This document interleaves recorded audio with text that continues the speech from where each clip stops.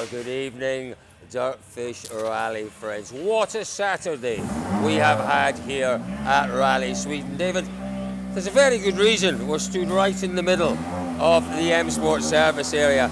It really has been their day. Noise. The man whose car's behind us, Tänak, is the man who I think we should be talking about this evening, David. It's been a remarkable day out there. It's been a fantastic day. There's not a lot more you can say. He's delivered, hasn't he? There was that lingering concern this morning about was the engine going to be there, was the surface going to change, this, that and the other. He's just consistently through the day, him and Brini have been there or thereabouts all the way and have teed up an absolute corker for tomorrow. I mean, I think going into stage 13.5 of a second between the two of them. Going into 14. Going into 14, coming out of 13. Yeah. Just the most remarkable ding-dong battle. And it looked at one point as if that might be decided by an issue beyond both of their control, these tyre delaminations that we saw, but thank goodness it happened to both of them in some ways. But incredibly, they both escaped, pretty much unscathed. And the thing is that we can see that Tänak is absolutely, he's got the car by the scruff of the neck. He has. There is more to come from it, maybe not more performance, just more, and it's just potentially just a setup thing, just to give him that bit of comfort. And when you get that bit of comfort, you are going to get more speed out of the car.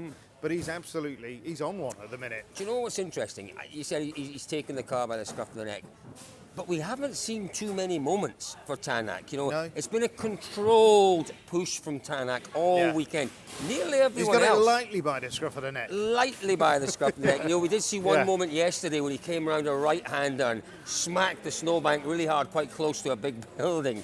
But other than that, it's been in control. It's been really from Tänak, I think, another masterclass of how to deal with adversity. We saw it in Finland last year, and we're seeing it again here. We caught up with Oit. That's the point. Sorry, before we catch up with Oit. Just to say, that is exactly it. This is Oit Tänak in his absolute element. He's born in Estonia, born on fast roads, just understands the weather, understands how to drive in conditions like this. And you're dead right, Cole. What we saw in Finland was him taking that car above and beyond what it can actually do. And he's probably doing the same here. He really is. We caught up with Oit Tänak a little earlier on. It was just about tire management this afternoon, so not too much pushing. And we were unfortunate to have the tire issue as well. But other than that, let's say, seems like Craig had more issues. You've looked after the tires, you've made no mistakes, you've pushed as hard as you can. We can't knock too many points off Oit Tänak's score for that, can we?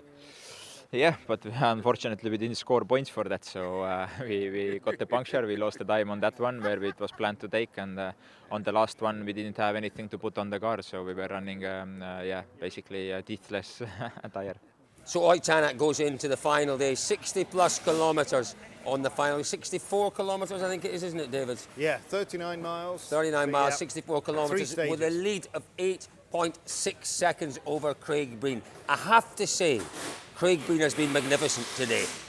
Craig did a great job yesterday, a really great job. He capitalised on everything that he had. That was mainly a good road position. The question mark, though, was over whether he could continue that pace when the conditions were level. And he went to bed. He did. He went to bed last night thinking, okay, I know I'm there. I know I'm there or thereabouts. But actually tomorrow, everybody's going to be looking at me, and I've absolutely got to perform and got to deliver with everybody around me, and he did it. And if he looked back, David, he would look back at situations in the past where he's had an advantageous road position, he's had a great Friday, and then he's just dropped back and back and back. Just second by second by second. But none of that today. And I think absolutely stayed in the middle of the fight. And you know what? He did have to deal with an issue during the course of the afternoon, as well as that problem with the tyre. This is what he told us in the final media zone. Unfortunately, we lost the hybrid on the second stage out of service. So, been trying to get around that, and just did some changes to the car before the last stage, and had a surprise quite early on into the stage and lost the rear. So we lost a bit of momentum in that part, but other than that, just damage limitation. We were trying our best not to lose so much time, but obviously not easy without the hybrid. We'll not lie down that easy. It'll be a big push in the morning and see what we can do. I feel confident with the car for sure. We'll get it back all working again like it was this morning, and there's no reason why we can't at least put on a charge. But to take that sort of time back again is, I would say, nigh on impossible, but never lie down. It's a smorgasbord of rallying delights tomorrow, David, because we have the battle for the final podium place as well between Thierry Neuville Who's your money and... on? Come on, Well, who's your money on? It's between Thierry Ready for Neuville and Kalle Rovanperä. Neuville had a magnificent day today. His final stage, his tyre management was perfect great. out there. My money is on... Kalle. I'd have to Gotta be toss a Kalle. coin. I would go with Kalle just because it's almost his backyard. But I was writing something tonight, and just you look back and you think kind of there's real echoes of what the scenario that Toyota was in Arctic in 21, when they didn't get a test right, they didn't get a setup right, and the car just didn't give anybody the right feeling. Well, I tell you what, they did make a mistake this afternoon. Let's hear what Kalle said about that mistake. Yeah, I think the others just basically rotated the tires more clever than us. We used 2 tires too much in the front axle, destroying them. So on the last 2 ones we had only basically 2 fresh tires, others had 4, so we couldn't do much anymore at that. Is that a choice that's entirely down to you, or is that something you discuss with the team before you go out for a loop of stages? How does that rotation work? Yeah, usually we discuss it together. They have a plan, we have an idea. I think it could have worked well. Just basically the rotation was the issue. Otherwise we were on the right plan, let's say, but one stage messed up the plan. So there you go, David. You're absolutely right. We know they made mistakes in Arctic that year. This one's a minor mistake, but it's been a costly mistake. Well, it could ultimately be a costly mistake. There's still time to put it right. But Thierry seems to have been... Who's been the quickest driver throughout all of today, across today's stages? Thierry Neuville.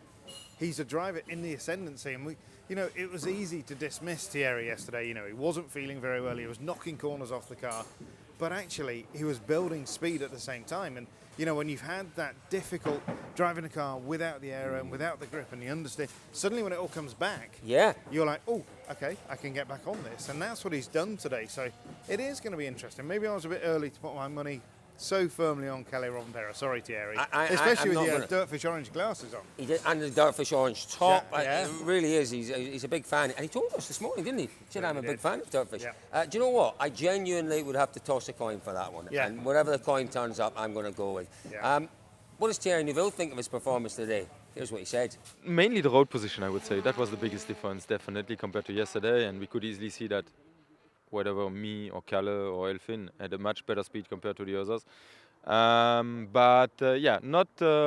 Not the best position either. So tomorrow should be even a bit better.